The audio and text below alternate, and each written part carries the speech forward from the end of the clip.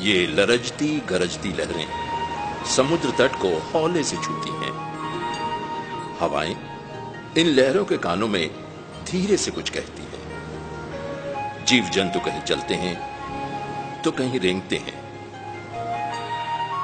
कुछ जीव तैरते हैं तो कुछ उड़ते हैं। ये सब लाखों वर्षों के वादे और निरंतरता की कहानी कहते हैं।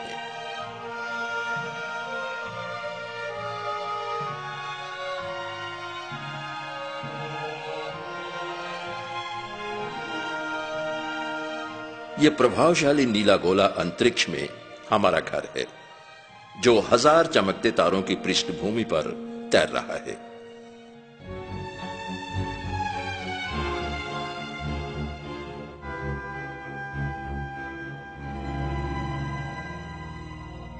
इस नीले गोलाकार संसार का व्यास यानी डायमीटर 12,000 किलोमीटर से कुछ ज्यादा है। इसके 2/3 पानी और जीवनदायक हवा में करोड़ों जिंदगियां पलती हैं।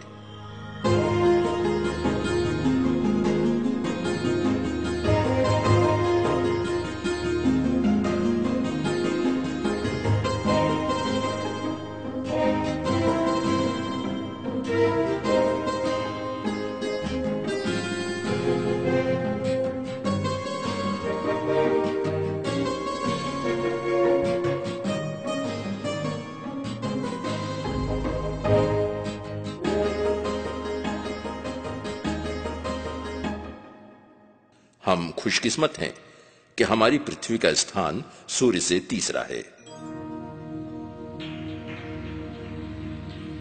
यह हमारे पड़ोसी ग्रह शुक्र की तरह तपता हुआ नहीं है और न ही यह मंगल की तरह काफी ठंडा है, बल्कि पृथ्वी का वातावरण हमारे अस्तित्व के योग्य है।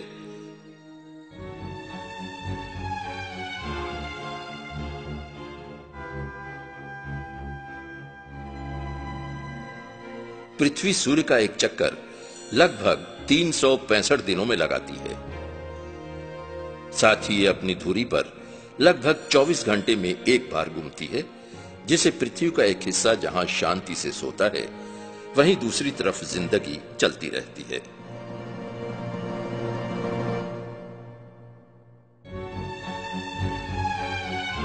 पृथ्वी का अपना जीव मंडल है।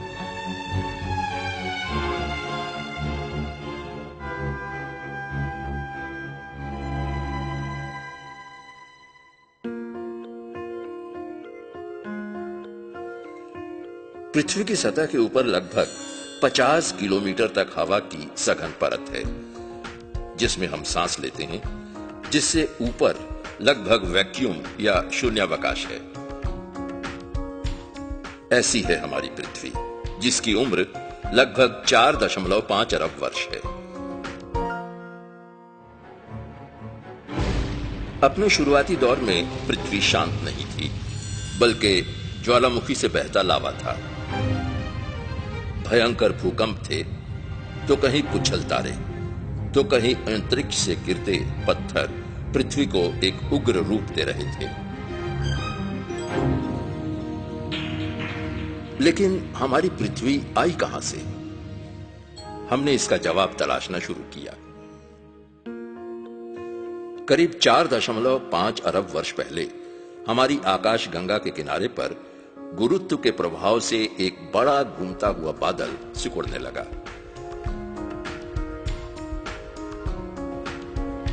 गैस केंद्र में ज्यादा सघन थी और ज्यादा गुरुत्वाकर्षण के कारण आसपास की और भी गैस केंद्र की ओर खिंचती चली आई।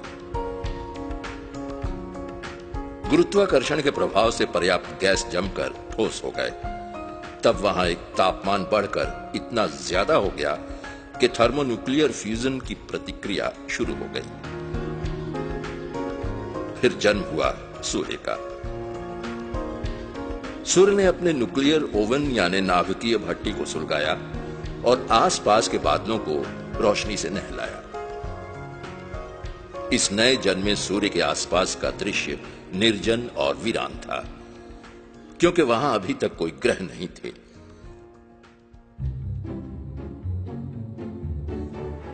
गुरुत्वाकर्षण के प्रभाव से चक्कर खाते हुए गैस और बादलों के कण आपस में जुड़ने लगे।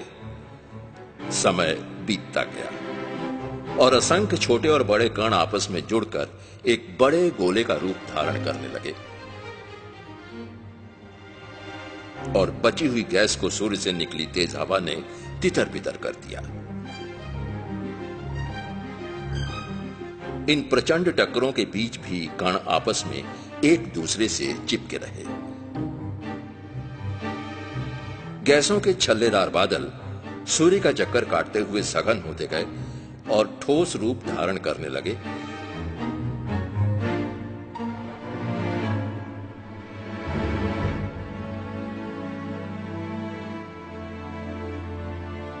और इस तरह हमारे सौरभ मंडल का जन्म हुआ और दूसरे ग्रह भी अस्तित्व में आए। हमारी पृथ्वी भी इन्हीं ग्रहों में से एक है।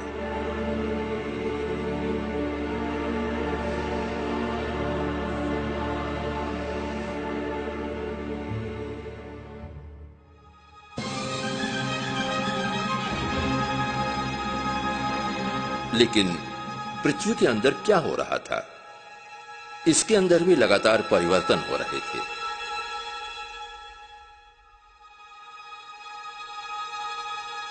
पृथ्वी के जन्म के वक्त से ही इसके कड़े बाहरी हिस्से यानी क्रस्ट के नीचे पाई जाने वाली चट्टान और धातु ने अपने अंदर गर्मी धारण कर रखी थी।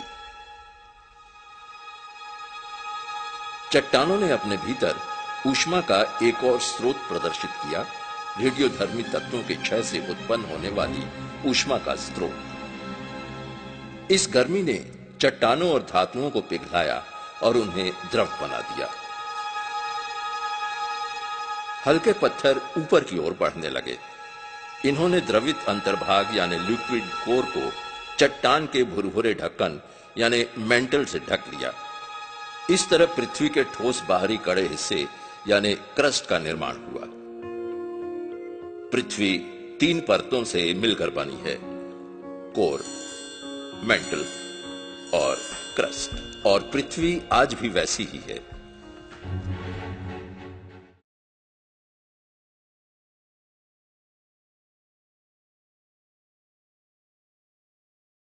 शुरुआती अरबों वर्ष तक हमारी पृथ्वी अशांत थी। लगातार टक्करों की वजह से इसकी सतह एक पिघली हुई चट्टान के चमकते समुद्र की तरह दिखाई देने लगी। इस चमकते हुए समुद्र के भीतर से गैस बाहर निकलने लगी।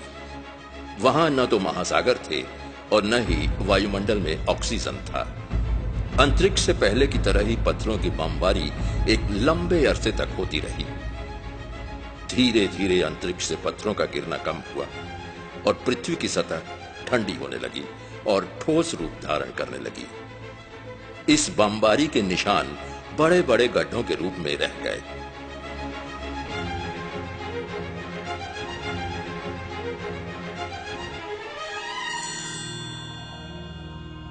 हमारे पड़ोसी ग्रह बुध और शुक्र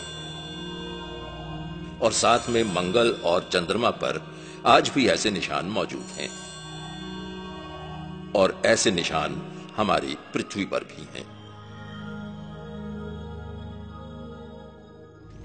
लेकिन बाहरी सतह पर क्या हो रहा था?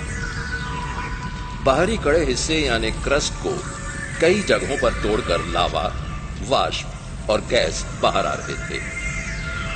शुरुआती ज्वालामुखी से बहते लावा ने बाहर आकर पृथ्वी को एक नया रूप दिया। पृथ्वी की सतह ने भयानक आंधी तूफान झेला। ज्वालामुखी गतिविधियों से वाष्प, नाइट्रोजन और कार्बन डाइऑक्साइड बाहर आने लगी। सघन बादलों ने पृथ्वी को ढक लिया और सूर्य की रोशनी को पृथ्वी तक पहुंचने से रोका। असाधारण मात्रा में निकले गैस और वाष्प ने मिलकर पृथ्वी का वायुमंडल बनाया। लेकिन वह भाप या वाष्प कहां है? पृथ्वी के शुरुआती अरबों वर्ष में वाष्प का संघनन हुआ और वह सघन बादल बनने लगे और फिर मूसलाधार बारिश होने लगी। सैकड़ों, हजारों, करोड़ों वर्ष तक बारिश होती रही। लोलैंड्स, जलमग्न हो गए और पानी ऊपर आता रहा, बढ़ता रहा। पहली बदली नदियों में पानी का स्तर बढ़ने लगा और पानी आसपास की भूमि पर फैलने लगा। पानी का स्तर और बढ़ा। जल के स्तर में बढ़ोतरी होती रही और इसकी गहराई 4 किलोमीटर से भी अधिक हो गई।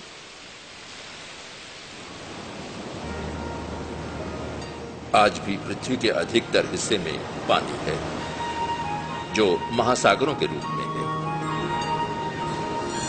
करीब 3 अरब 50 करोड़ वर्ष पूर्व ब्लू ग्रीन शैवाल जैसे पौधे छिछले समुद्र में पनपने लगे।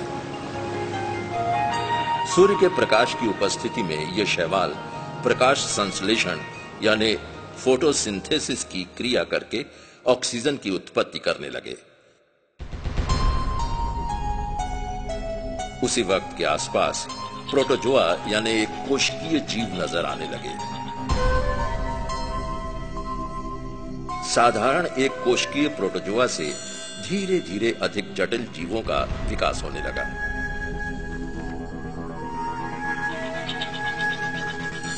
करीब 60 करोड़ वर्ष पहले प्रारंभिक कैम्ब्रियन महासागर में पहले बड़े इनवर्टिब्रेट्स जंतु फले फूले। इनमें रीढ़ की हड्डी नहीं थी।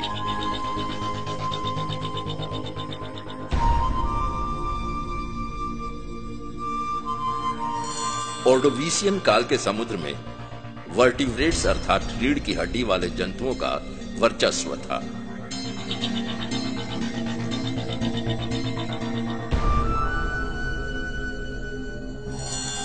करीब 43 करोड़ साल पहले सिल्यूरियन महासागर में जबड़े वाली मछलियों ने फलना फूलना शुरू किया।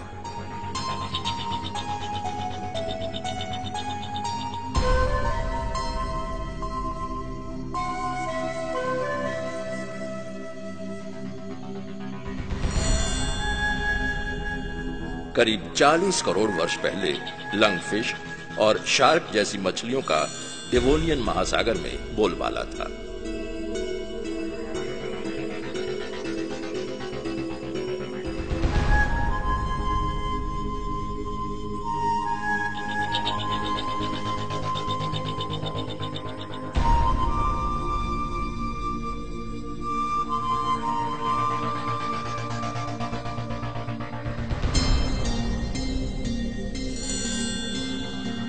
करीब 35 करोड़ वर्ष पूर्व मछलियों ने एक अनोखा कदम आगे बढ़ाया और महासागर से निकलकर धरती पर आई और इस तरह उभयचर यानी एम्फीबियन बन गईं।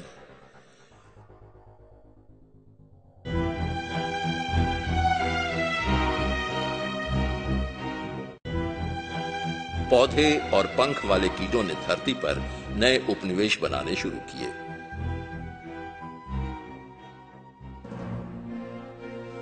पर्मियन पीरियड में टेक्टोनिक गति के प्रभाव से पृथ्वी के जमीन के टुकड़े आपस में टकराने लगे, एक दूसरे से मिलने लगे, जिसके फलस्वरूप एकल महाद्वीप पेंजिया का निर्माण हुआ।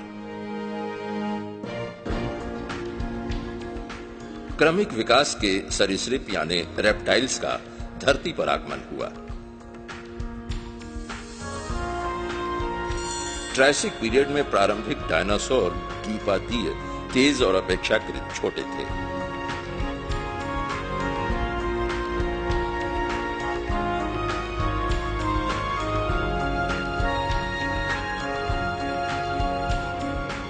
ज्यूरेसिक पीरियड में जमीन पर विशालकाय डिप्लोडोकस और ब्रैकियोसोरस विचरण करते हुए दिखाई दिए।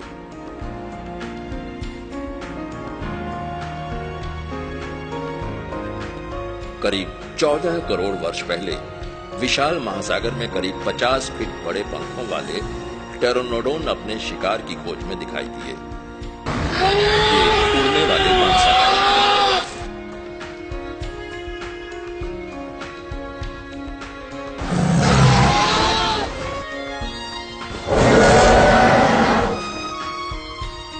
क्रिटेशियस पीरियड में पाए जाने वाले ट्राइसेराटॉप्स और खूंखार टायरानोसोरस रेक्स श्रेष्ठ सरीसृप यानी रेप्टाइल में गिने जाते थे।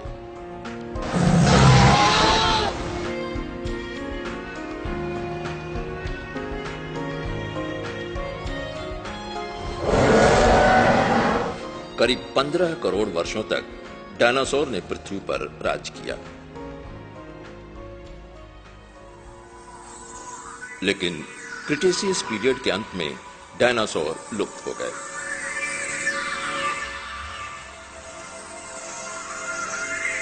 हो सकता है किसी विशाल उल्का की पृथ्वी से टक्कर हुई, जिसकी वजह से जबरदस्त तूफान आया।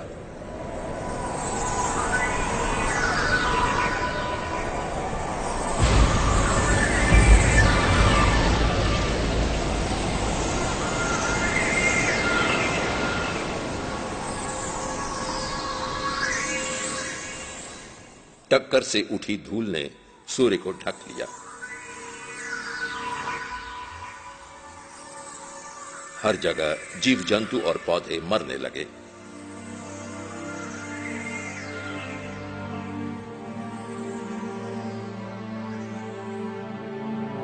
विशालकाय सरीसृप यानी रेप्टाइल्स के एक्सटिंक्शन या उन्मूलन से स्तनधारियों यानी मैमल्स के विकास की प्रक्रिया शुरू हुई।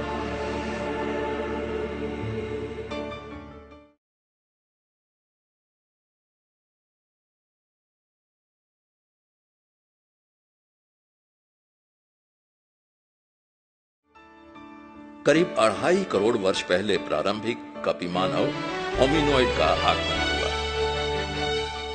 1 से 1.5 करोड़ वर्ष पूर्व रेमापिथेकस नामक आदिमानव का एक समूह रहता था, जो धीरे धीरे विलुप्त हो गया।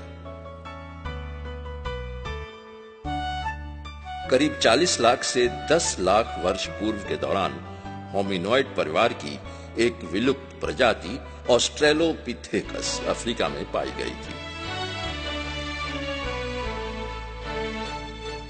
अपने हाथों से औजार बनाने वाले इंसान होमो हैबिलिस अफ्रीका में करीब 25 लाख वर्ष पहले रहते थे। सीधे खड़े होने वाले इंसान होमो इरेक्टस का आगमन करीब 18 लाख वर्ष पहले हुआ। होमो इरेक्टस शायद पहला शिकारी था जो आग का इस्तेमाल करना जानता था। शेष हिमयुग के समय पृथ्वी का अधिकतर उत्तरी भाग बर्फ की चादर से ढका था। निएंडरथल इंसान इस हिमयुग में निवास करते थे। इनकी बड़ी नाक ठंडी हवा को फेफड़े में पहुंचाने से पहले गर्म करता था। निएंडरथल इंसान सीधे चलते थे। फिर हम जैसे आधुनिक इंसान का आगमन हुआ। डीएनए के सबूत ये दिखाते हैं कि आधुनिक मानव की उत्पत्ति अफ्रीका में 2 लाख साल पहले हुई। आज मानव हर महाद्वीप में है। इनकी कुल आबादी आज करीब 6.7 अरब है। अपने सभी संगी साथी प्राणधारी जीवों के साथ हम पृथ्वी की बाहरी सतह पर रहते हैं।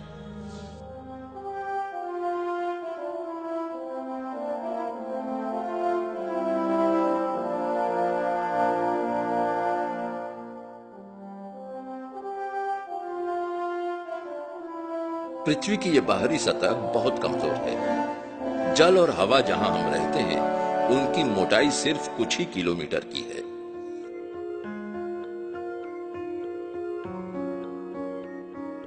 हम इसे जीवमंडल कहते हैं।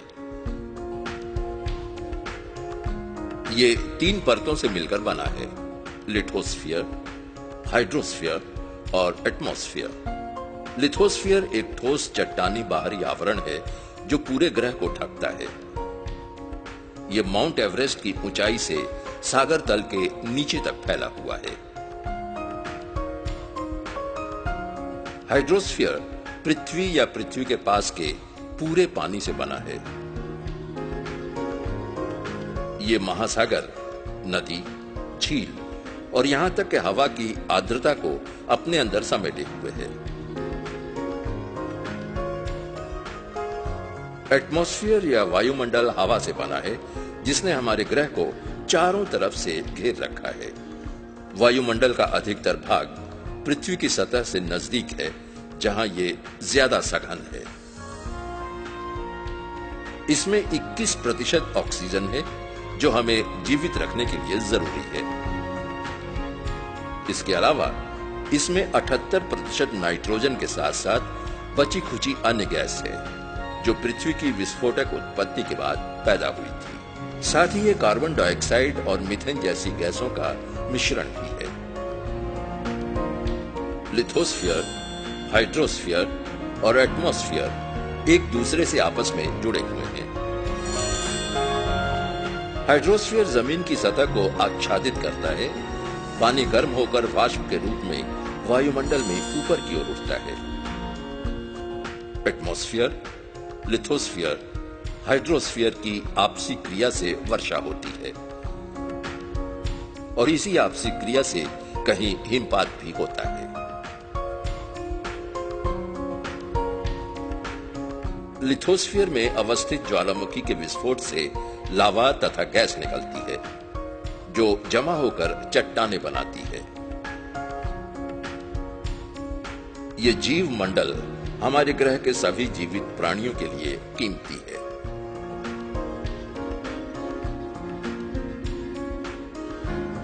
लेकिन जिस जमीन, हवा और समुद्र के विकास में अरबों वर्ष लगे हैं, उन्हें हमने ही प्रदूषित कर दिया है। जीवाश्म ईंधन या फॉसिल फ्यूल के अधिकतर इस्तेमाल से हमारे वायुमंडल पर नकारात्मक और दूरगामी प्रभाव पड़ता है।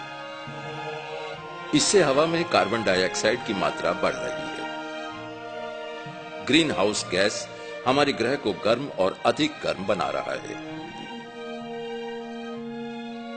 हमारे परितंत्र या इकोसिस्टम का संतुलन आज खतरे में है।